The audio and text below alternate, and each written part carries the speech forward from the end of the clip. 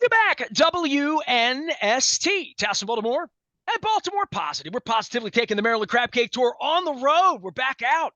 We did 2 stops in October, my birthday, so we got to make it happen. We're going to have a dozen before Christmas. It's all brought to you by our friends at the Maryland Lottery. I'll have Ravens scratch-offs to give away. We have had a lucky batch, had some real winners up at Hollywood Casino a couple of weeks ago where we're going back on December 1st. Going to start the party this week, though, on Friday at Fadley's. I was wearing my Fadley shirt a little earlier on. We're going to be at Costas next Thursday. We're going to be at Coco's later in the month. We're going to be at Gertrude's at the BMA. I've really been looking forward to eating John's crab cake over there as well and taking recommendations on other places as well as we get out on the road. I'm going to be down in Annapolis with Governor Wes Moore.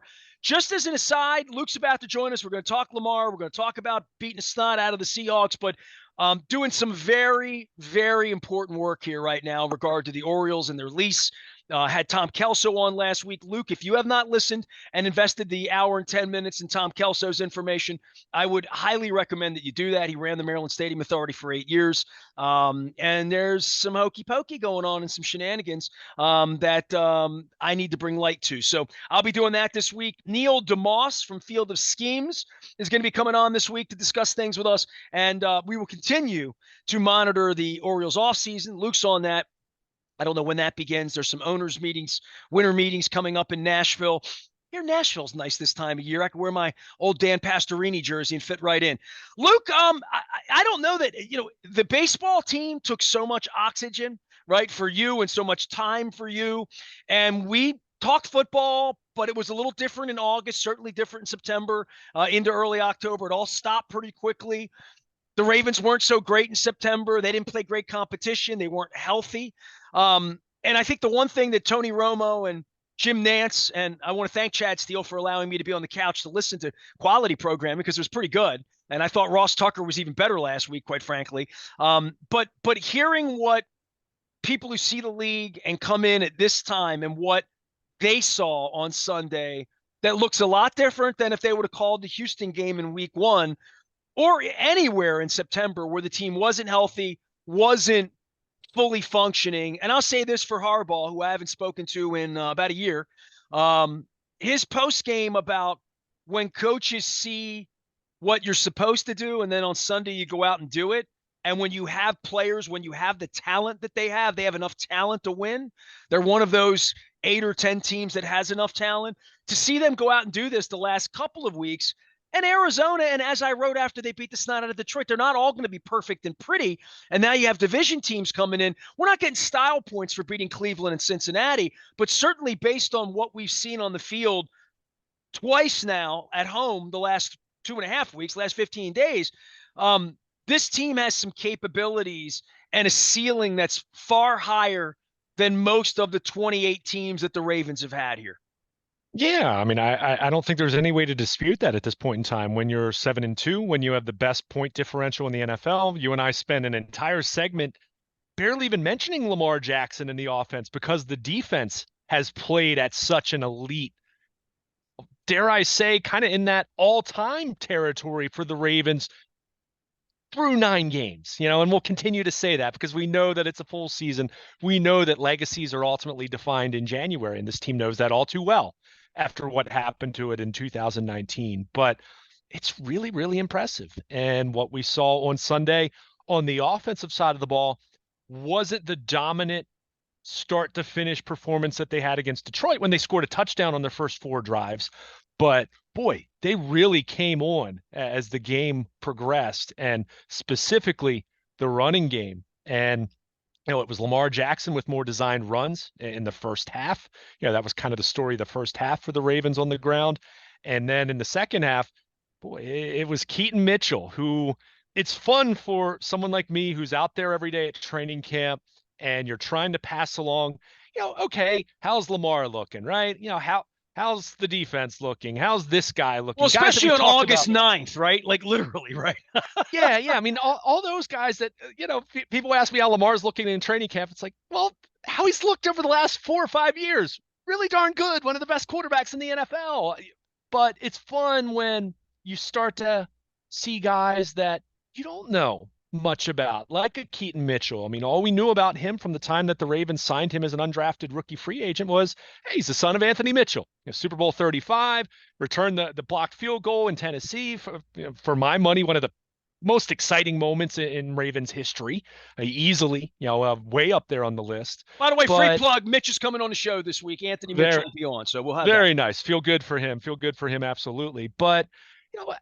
Keaton Mitchell, he flashed in training camp. He showed good speed. He didn't play a whole lot in the preseason because he got banged up, if you recall, in that Washington game. But he showed off speed, and he was one of those guys that you looked at and said, you know what? Probably not in week one. And of course, he began the year on IR with the shoulder issue, but he's the kind of guy that could help them. And, even going into the season before the Dobbins injury, you thought, okay, this could be a guy that could be really interesting for them, at least on special teams, maybe in a change of pace role. But then when Dobbins goes down, and we just spent a lot of time the last couple of weeks talking about the trade deadline and whether the Ravens, were going to pull off a deal for a Derrick Henry or a Josh Jacobs or, Saquon Barkley if he was ever going to be available. And none of that came to fruition.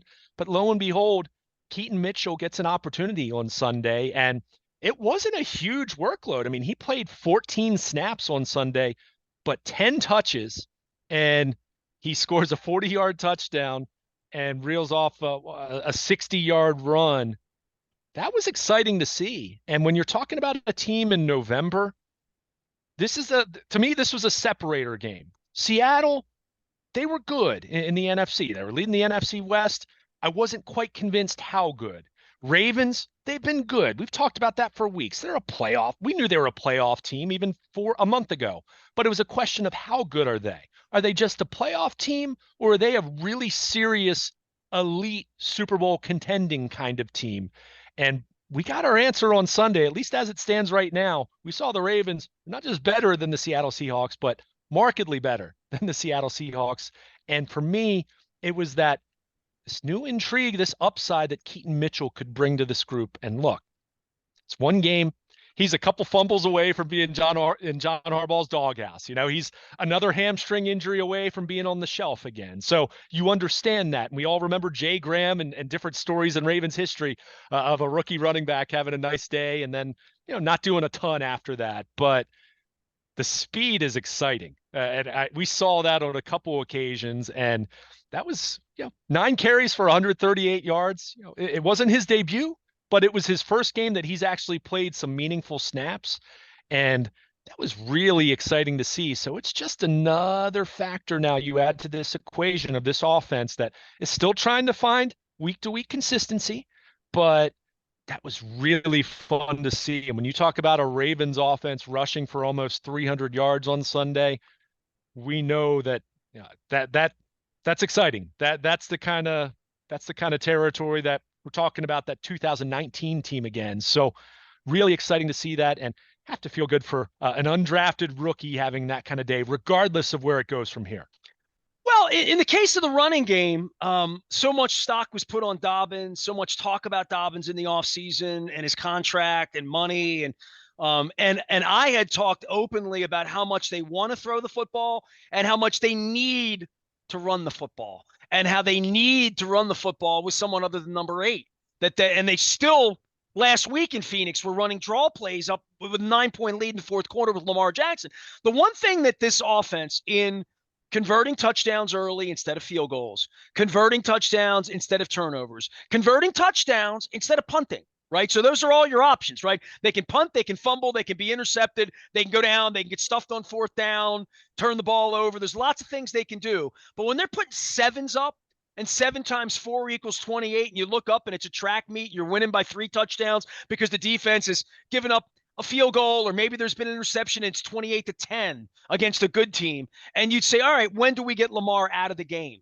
And I don't think there's anything better they can do than have Lamar off the field 4 out of the next 6 weeks in the fourth quarter and let him play less football than more football. Just on, you love all your statistics. And by the way, I had your buddy Aaron Schatz on last week. He said the Ravens were the favorites to win the Super Bowl before they went out and beat the Seahawks the way they did over the weekend. So I had him on, and you'll hear that this week as well.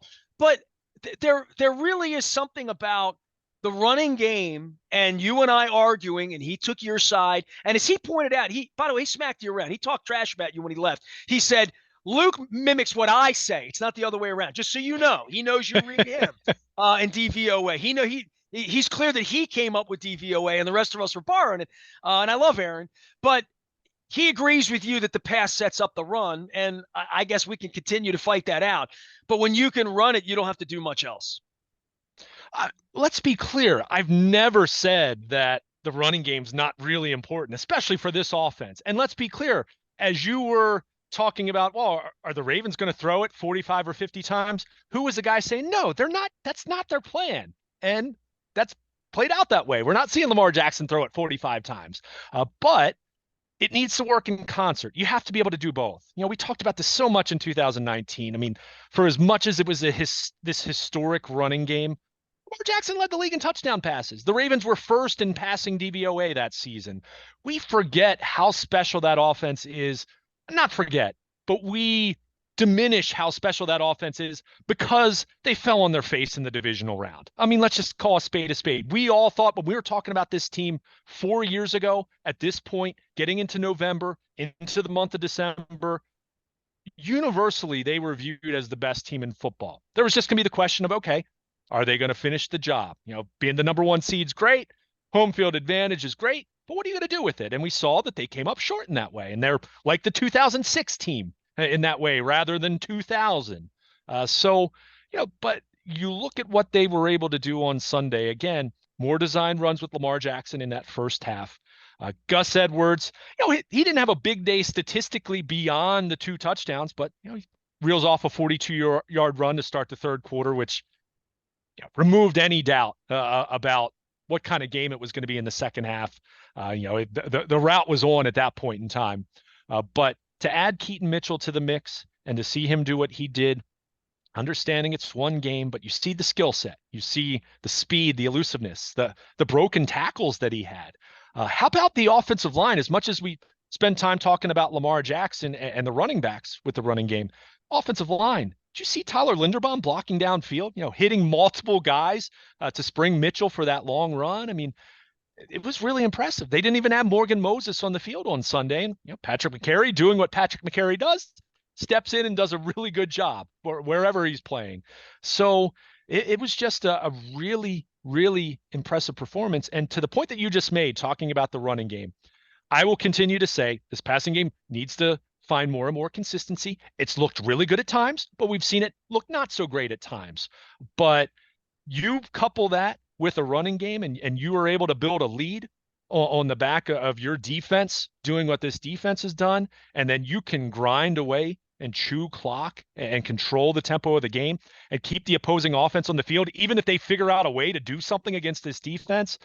That is a frightening formula for other teams to deal with, especially when you get later into the season where you are going to have cold weather. You're going to have elements that aren't always conducive to throwing it 35 or 40 times, for any team, let alone the Ravens with what they want to do. So it's all very, very complimentary. And now the intrigue of adding Keaton Mitchell to this picture, and that's not to say he's going to become the feature back necessarily, but say this, he earned himself more than 14 snaps per game moving forward when you play like he did on Sunday. So it's just adding more speed, more upside, more playmaking ability. And in doing that, that makes play action and RPOs and all those different things that the Ravens want to do with their passing game that much more dangerous. So, it's not that, it's not this push-pull that one has to be more important than the other. You have to do more of one than the other. You want those two to complement each other. You want your run game to augment what you want to do with the pass. You want your passing game to make your running game better.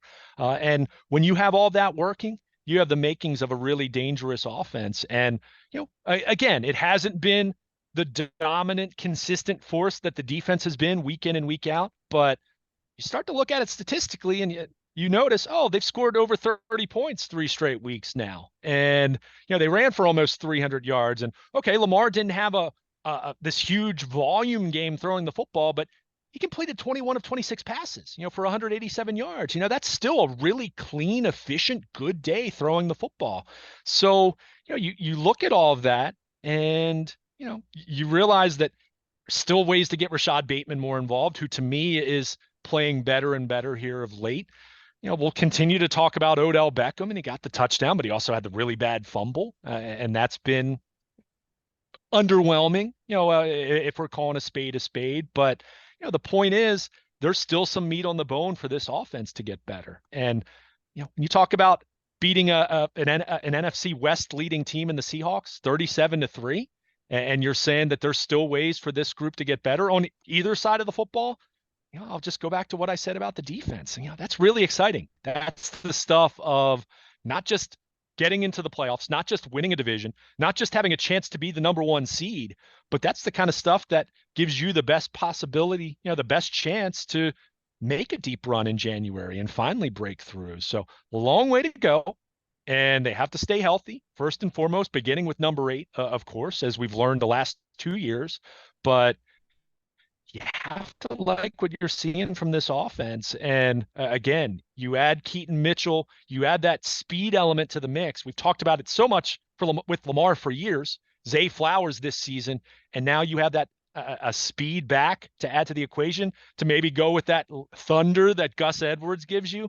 That's the makings of a really exciting offense. And to your point, a running game that can be really dangerous, even when you're not having to rely on Lamar Jackson's legs quite as much, even though I'll point out he did run for 60 yards on Sunday and was a big part of what they did, especially in that first half on the ground. Luke Jones is at Baltimore Luke. Anywhere social media travels, you can also find him out in Owings Mills and covering all things. And if there's breaking news, you get it first in our WNST text service. That is brought to you by our friends at Coons Ford of Security Boulevard. And Dennis will be here on Thursday from 3 until 5 and getting you ready for football on Sunday morning, as well as the Ravens have 2 games next week. Cleveland, first up, coming off a sort of a gaudy defeat of some guy named Clayton Tune. Do you like when I say it? Is like saying Spurgeon win? Or is that like saying something like that? Or you chuckle? Yeah. Oh, it just makes me laugh. These teams, and I get it. Kyler Murray's hurt, and they just traded Josh Dobbs. Who, by the way, give Josh Dobbs some props. What he did with the Vikings on Sunday, amazing. That hadn't even practiced with them, hadn't gotten a practice rep, and did what he did. But you just see some of these quarterbacks, and we talked about it with the Ravens.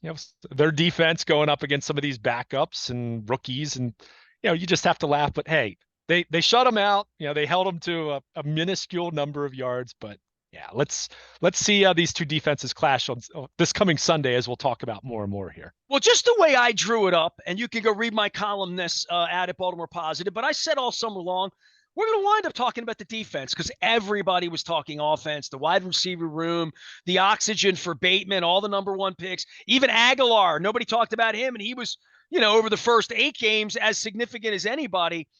But Mark Andrews' health in September, you and I opined, and we talked, as well as trying to figure out the running game when Dobbins disappeared, because they really didn't have a running back 2 that was anything like him, what he was going to do. And you and I talked about Mark Ingram in 2019.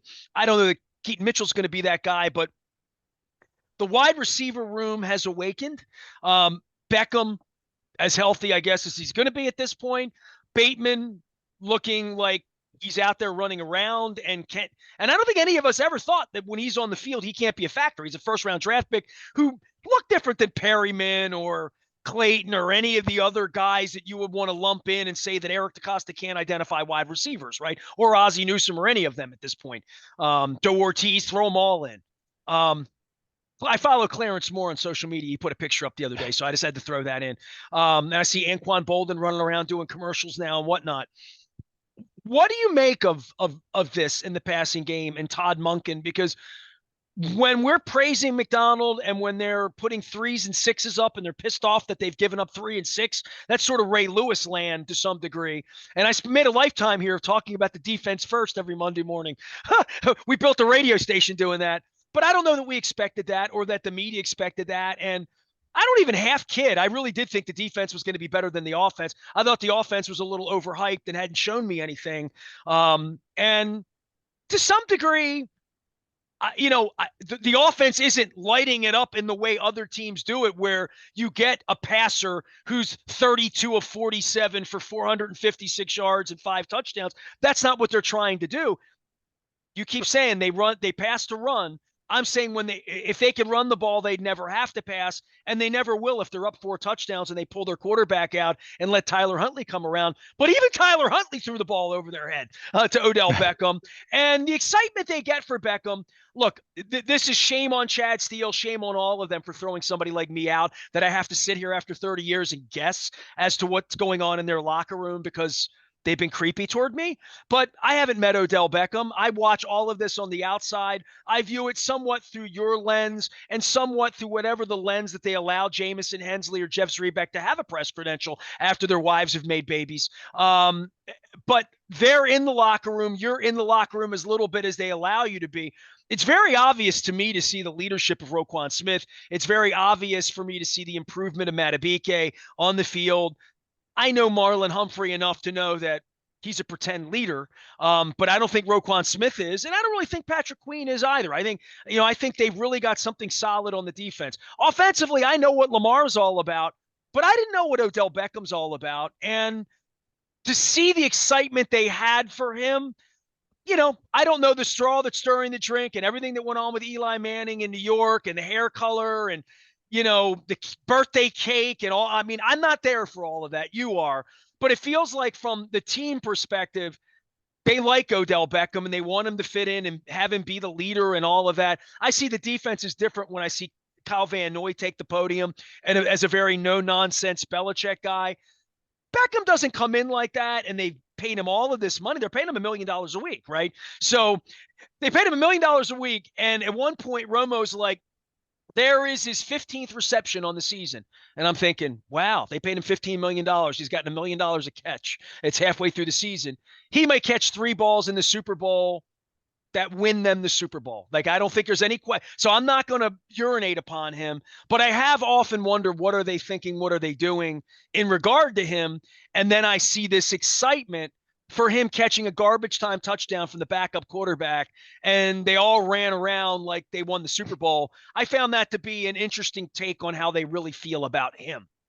Yeah, and I think that's a fair observation. I mean, look, has he been a $15 million wide receiver? Of course he hasn't. In the past, he was a 20+ million dollar wide receiver, at least in the context of what top elite receivers are paid today. But we know the context of that signing, right? I mean, that was done on Easter Sunday. They came to an agreement, which was about 3 weeks before Lamar Jackson ultimately put pen to paper, which I'll also remind everyone, Jalen Hurts signed in the middle of that time frame too, which I still think was the impetus of getting a deal that was ultimately done, that was going to make Lamar Jackson happy, and the Ravens are going to be happy to do.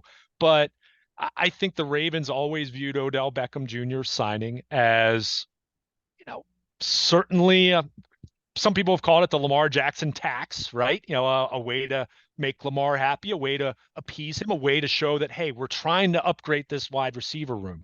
We're not sure if Beckham's going to be the guy he was 3 years ago or certainly 6 years ago, but we're trying, Lamar. Like, we're hearing you. We understand your concerns that you voiced here, in addition to just whatever you want to make in terms of the contract. So there was some of that at work. There was certainly a leadership element, and for as much as Beckham has, let's call it what it is, he's been viewed through the way that we view a lot of top wide receivers.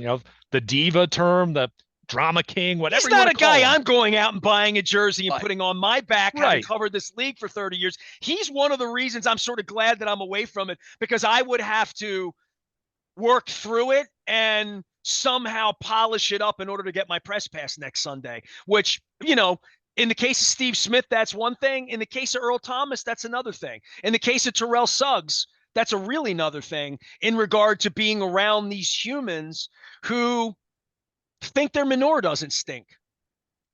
Yeah, I mean, not even getting into all that. But personalities, I'm talking about. Sure. The personality that takes over a locker room. I was there with Rod Woodson. I was there with Shannon Sharp. I know what real leadership looks like. I saw Matt Burke and Marshall Yonda and Anquan Bolden. And I mean, I've seen all of that. I never identified Odell Beckham from the outside witnessing this as he's going to be the difference maker that becomes a leader in your team, that you're going to import a heart transplant to your offense when you give your Right. quarterback $52 million a year. It was a little excessive. They could have used that on a pass rusher, but they don't need that right now, right? So as it turns out, it looks like, hey, look, I'm praising it. They all ran out there and they treat Beckham as though he's Ray Lewis of the offense in some way, right? I mean, he's not that. He's nowhere close to that. But what I will say is, I think perception of Odell Beckham, we're talking various stops at this point in time. And look, he'd probably be the first to tell you that there were times that he absolutely was immature and times that he did things that he would regret. At the same time, and I think this is played out and has aged more favorably for him. Not that he was perfect in that scenario, but other than his spat with Baker Mayfield in Cleveland, you don't find this long list of guys that dislike Odell Beckham Jr. Sean McVay and the Rams have talked a lot about how positive he was in their locker room and the role that he played in them winning a Super Bowl. And it's not as though he put up these monster numbers for the Rams in half a season. And again, I understand it was half a season, right? It wasn't this, long period of time that he played for them. But he did produce for them in drive time. He did, sure. And the Ravens are still hoping for that element, right? And I'm not making too much out of what he did on Sunday. It was nice to see. 5 catches, 56 yards. I'd like to see him tuck the ball away at the end of the first half. I mean, that was an inexcusable fumble. But yes, the reaction there, I think at least indicates to us, Nestor, and every indication I've gotten from talking to younger wide receivers on the team, we've seen Lamar Jackson continuously try to get Beckham involved, try to get him that touchdown. That's what I'm saying. They're pushing. It's very clear that there's a Lamar Beckham thing, and that if Lamar loves him, we all should be running out there and celebrating his awesomeness when we're winning 37-3. Right. And the point here is not that he's their best wide receiver, because he's not. I mean, Zay Flowers is their wide receiver one, even though it's been a quiet couple weeks for Zay Flowers, which I think is another sign that, hey, Zay Flowers didn't do a whole lot and they still won and they still scored 30 plus points. So that should tell you something about the overall potential for this offense. But the point is, I think he's fit in.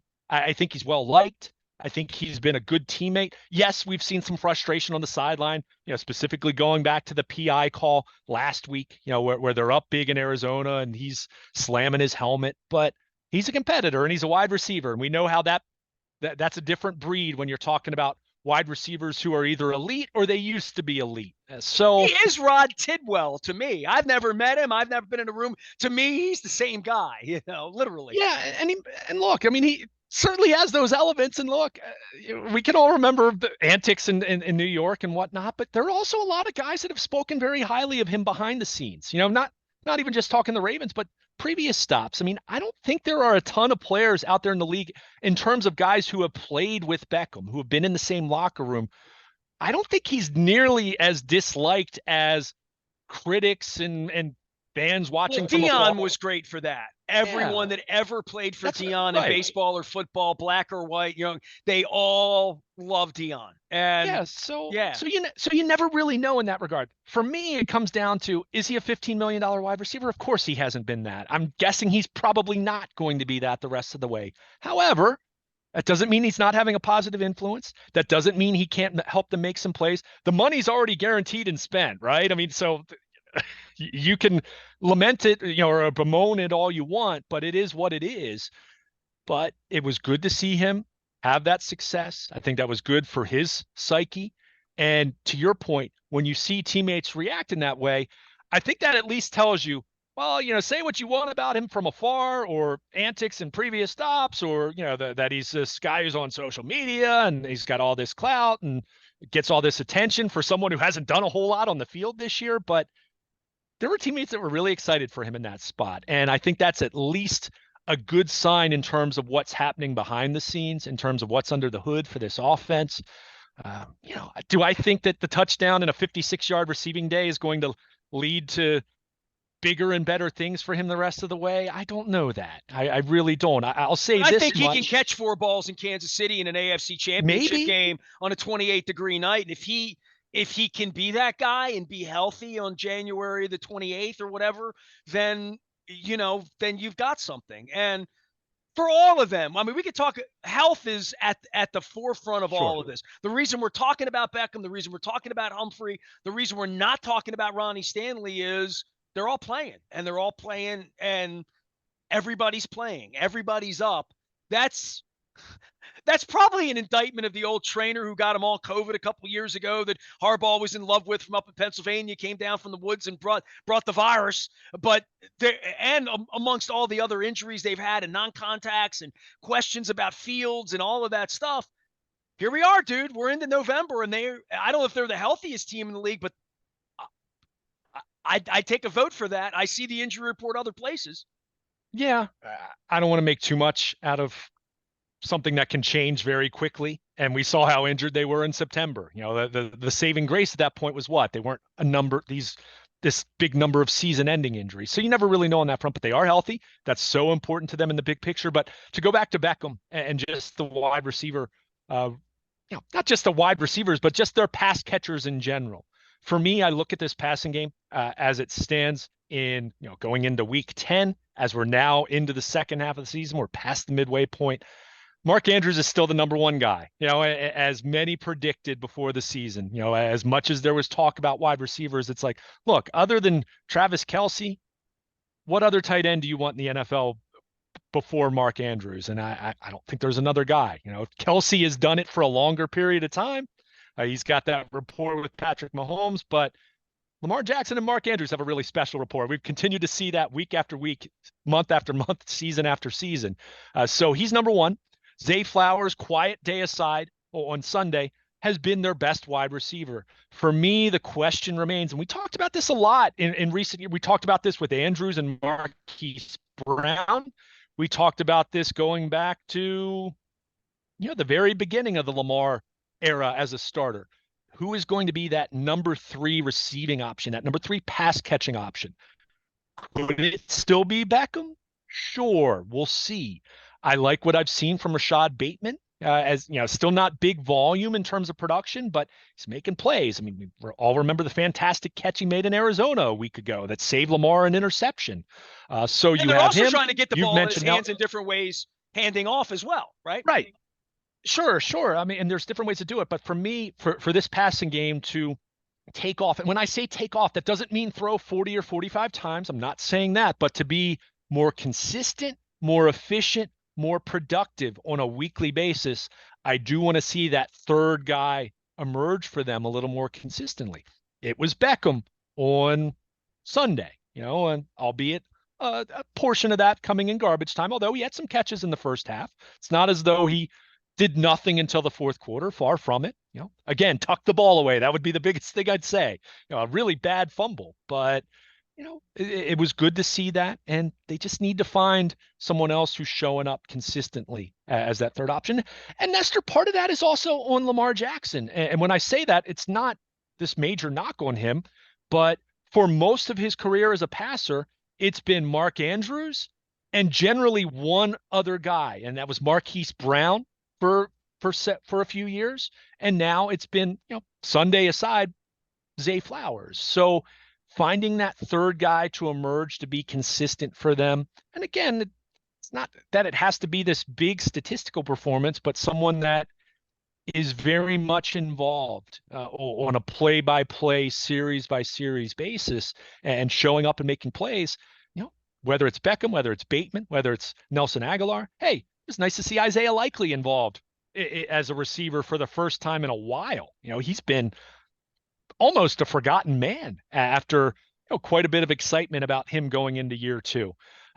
They need that third guy to emerge, and I'll continue to say that about this passing game if it's going to grow and be consistent on a weekly basis. But all that being said, and all the questions, and you mentioned Ronnie Stanley, who, by the way, Ronnie Stanley's not having a great year. I mentioned how you can go down the defensive roster and really struggle to find guys and identify guys that have been a disappointment. Ronnie Stanley's not playing like a $20 million tackle. That doesn't mean he's been poor. It doesn't mean he's been bad, but we saw it. That strip sack, that wasn't on Lamar Jackson. That was on Ronnie Stanley. I mean, he got beat bad on that play on the blind side. But that aside, questions about consistency aside, questions about the passing game aside, Morgan Moses missing another game on Sunday, even before a 37-point output on Sunday afternoon, they came into the game 11th in total offense, third in rushing offense, seventh in points per game, sixth in third down offense, third in red zone offense. We've talked a lot about the red zone. Those are really good numbers. So while we're talking about the defense in these terms of being the very best in the NFL, I wouldn't put the offense there yet, but it's still been an offense that's somewhere in that top 5 to top 10. And I think, again, with more meat on the bone, more ways that they can improve, whether it's mixing in more Keaton Mitchell, whether it's getting more fine, refining the passing game more and more as they get deeper into the season, just more comfort, a higher comfort level with Todd Monken in a new offensive system. This has been a really good offense still. It's not perfect. It hasn't been as dominant, as elite as the defense, but the numbers don't lie. It's still been a really good offense overall. Just a matter of wanting to see that more consistently on a weekly basis. But hey, crack 30 points 3 weeks in a row. They're doing something right there. And again, that Detroit defense was highly regarded a couple weeks ago. And while this Seattle defense was, it isn't the Legion of Boom, they weren't scrubs either. So for them to do what they did, especially after shaking off the slow start, the first quarter scoreless, couple turnovers in the second quarter, to see them do what they did and then seize control of the game by running the football the way they did, that was encouraging to see. And again, it's more to build on for an offense that still feels like it's finding its way, even though, it's easily been a top 10 kind of unit in the NFL. Here's Luke Jones. He is Baltimore Luke. We have plenty to discuss this week with the Cleveland Browns coming in and Cincinnati Bengals. The Ravens have picked a pretty good time to be healthy at home, 7-2, playing well. Number 1 on the power rankings around the National Football League. We're going to get our power rankings for our crab cakes back out. The Maryland Crab Cake Tour is hitting the road. It's all brought to you by our friends at the Maryland Lottery. We're going to start things at Fadley's this week. I have my Fadley shirt on. I am wearing my Window Nation shirt, 86690 Nation. You buy 2, you get 2 free, and you stay warm all winter, and you save money on your heating. I have seen that happen in my own bill the last 15 months since I got my windows. 86690 Nation. Let them know we sent you in there, and 0% financing for 5 years. You buy 2, you get 2 free. It's a good deal. Jiffy Lube, Multi-Care. Also, they did my oil over at Merritt Boulevard. I keep bragging on that. Although you can go to the one on York Road, or you go to the one on Reisterstown Road. There's lots of places you can go get your oil change, and they take care of more than that at Jiffy Lube as well. We appreciate them for sending us out. All right, we're at Fadley's on Friday. I have the whole schedule up on the Facebook page. I'm going to have it all up at WNST as well. We're going to be next Tuesday at Costas. We're going to be at Coco's later this month. We're going to be at Gertrude's at the BMA. We're coming back to State Fair in Catonsville. We're going we're going to be everywhere. So go check it out. It's at BaltimorePositive.com. Luke's going to be everywhere that the Ravens go. They're in Owings Mills all week long. He'll be there as well as on Dennis's program on Thursday from 3 until 5 as we drive you home. Get on that WNST tech service brought to you by Coons Ford Security Boulevard. You'll get the injury reports. Hopefully Lamar's okay after shaking off what was a little bit of a weird thing with Bobby Wagner there on Sunday. Ravens win 37-3. Good vibes everywhere and plenty to talk about with the Maryland Stadium Authority in regard to the Orioles and their lease. I'm talking Neil DeMoss this week. If you have not heard my piece with Tom Kelso, please, I implore you as a citizen who's paying for all of this and having witnessed what the Angelos family's done here the last 30 years, someone needs to step up with some truth. So we're doing that around here. I am Nestor. We are WNST, AM 1570, Towson, Baltimore. We never stop celebrating 25 years of this madness and wise conversations at Baltimore Positive. Stay with us.